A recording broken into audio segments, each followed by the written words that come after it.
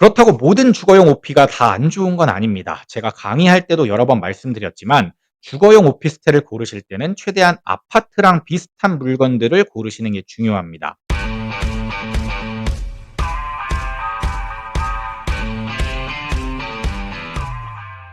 이번 대출 규제로 인해서 벌써부터 풍선 효과가 발생하고 있는 지역과 상품들이 나오고 있습니다. 오늘은 그중에서도 가장 많은 사람들이 주목하고 있는 주거용 오피스텔에 대해 이야기를 해볼까 합니다. 정부는 6.27 대책에서 주택담보대출 규제 대상을 주택법상 주택에 한정한다고 명확히 밝혔으며 오피스텔, 아파트 포함이죠. 비주택으로 분류되어 대출 규제에서 제외된다라고 반복적으로 설명하고 있음.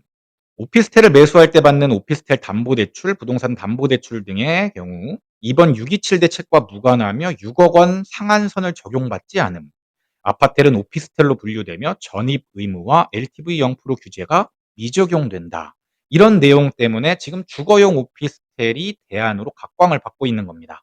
그래서 지금 일부 투자자와 실수요자들이 아파텔에 관심을 가지고 접근하고 있는 것으로 보이는데요. 저는 이게 그렇게 좋은 방법이 아니라고 봅니다.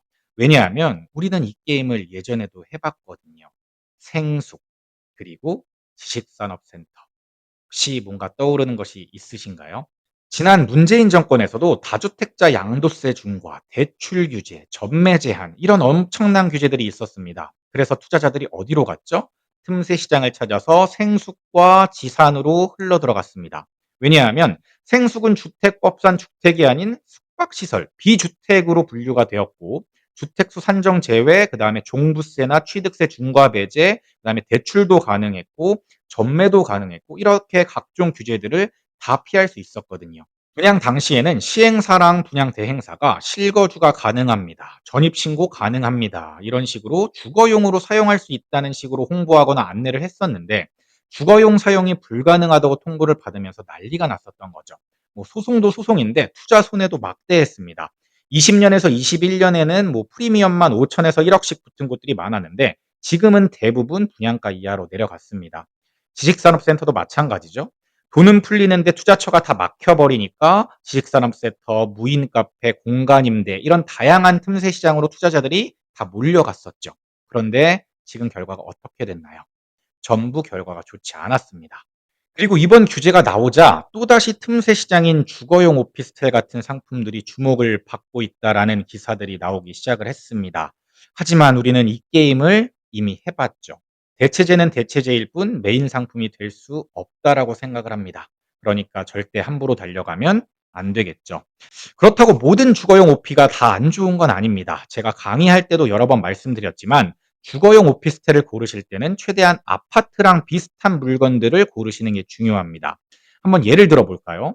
지금 화면에서 보시는 거는 도화동에 있는 마포트라 팰리스라는 단지입니다. 마포역에서 도보권으로 엄청나게 가깝고 뒤쪽에 염리초등학교도 있는 좋은 단지죠. 06년 시기임에도 불구하고 입지와 상품성의 힘으로 전저점 대비 플러스 30%가 넘는 상승률을 보이고 있습니다.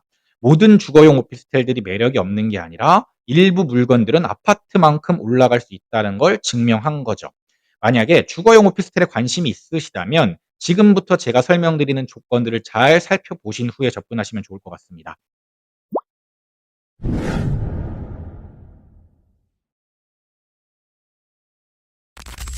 먼저 첫 번째, 상품성입니다. 저는 주거용 오피스텔이 경쟁력을 갖추기 위해서는 아파트 대신에 선택할 수 있는 메리트가 있어야 된다고 생각을 합니다. 대부분의 주거용 오피스텔은 평수가 작죠. 오피스텔의 전용 8사는 아파트의 전용 5구와 크기가 비슷합니다. 평형으로 따지면 뭐 45평에서 48평 정도가 돼야 아파트의 24평형과 비슷하다라는 얘기입니다. 저는 이런 아파트 대체지가 될 수 있는 평형대의 구성비가 높아야 그나마 경쟁력이 있다라고 보는 겁니다. 여기에 세대수가 500세대 이상은 되어야 된다라고 봅니다. 세대수가 작으면 아파트의 느낌이 전혀 없고 그냥 사람들이 오피스텔로 인지를 하거든요. 그런데 규모가 500세대 이상 정도가 되면은 사람들이 이거 아파트인가? 이런 생각을 하게 됩니다. 근데 이런 느낌이 들어야지만 오피스텔을 선택하는 거고 이런 오피스텔이 좋은 오피스텔인 겁니다.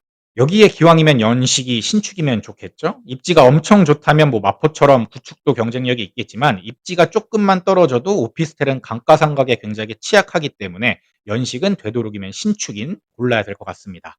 두 번째는 입지입니다. 오피스텔은 무조건 입지가 좋아야 됩니다. 일단 역세권이어야 되고요.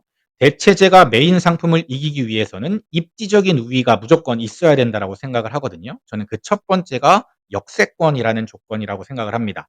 그리고 그 두 번째는 학교 접근성인데, 오피스텔은 보통 상업지에 들어오기 때문에 거주지로서의 선호도가 높지 않고 수요가 한정적인 경우가 많습니다. 그런데 주변에 보낼 수 있는 학교가 있다면 훨씬 수요가 많아지죠. 만약에 여러분들이 아이 키우는 엄마라고 생각하고 아이 키우는 엄마 입장에서 생각했을 때 여기가 살기 괜찮다라고 생각이 된다면 그 오피스텔은 괜찮을 확률이 높다라는 겁니다. 제가 이렇게 설명드려도 여러분들께서 실제 예시를 보셔야 조금 더 이해가 잘 될 것 같아서 일단 3개 단지 정도를 제가 추려 드리겠습니다. 그런데 이 단지를 가서 사라는 얘기가 아니라 이 정도의 입지 조건은 갖춰야 된다라는 거를 제가 보여 드리는 겁니다. 첫 번째는 분당 정자동에 위치한 두산위브 파빌리온이라는 오피스텔입니다. 여기는 인제 정자역 주변으로 여기 왼편이 인제 주상복합과 주거용 오피스텔들이 인제 있는데, 보시면 바로 위쪽에 파크뷰 아파트가 있고 정자초등학교도 있고 늘푸른 고등학교도 있어서 학교 보내기도 괜찮고 인프라도 괜찮습니다. 이 정도 조건값이 되면은 사람들이 주거용으로 선택을 할 수가 있다라는 거죠. 두 번째는 하남미사 신도시에 있는 망월동 힐스테이트 미사역 그랑파사주라는 단지입니다. 이 단지 세대수 보시면 1344세대로 굉장히 크죠. 그리고 신축입니다. 그리고 5호선 미사역을 바로 끼고 있고 미사 호수공원도 바로 옆입니다. 물론 학교가 조금 멀다라는 단점은 있지만 상품성이 좋기 때문에 이 정도 상품성은 돼야 오피스텔이 아파트의 대체제로 평가받을 수 있다라는 겁니다. 세 번째는 예전 제 지인이 살았던 단지예요. 여기 위례 신도시에 있는 위례 지웰 프로지오라는 단지입니다. 이 단지 바로 앞에 뭐가 있죠? 스타필드가 있습니다. 그리고 바로 뒤쪽에 도서관도 있고 그다음에 공원 접근성도 좋습니다. 학교도 그렇게 멀지 않고요. 가면 아파트라는 느낌을 강하게 이제 받는 단지입니다. 요 정도 상품성은 돼야 사람들이 아파트로 인지하고 매수를 할 수 있는데, 이 단지가 굉장히 가격이 많이 올랐다가 지금 많이 조정을 받았습니다. 이런 단지들이 지금 가격이 나쁘지 않다라고 봅니다.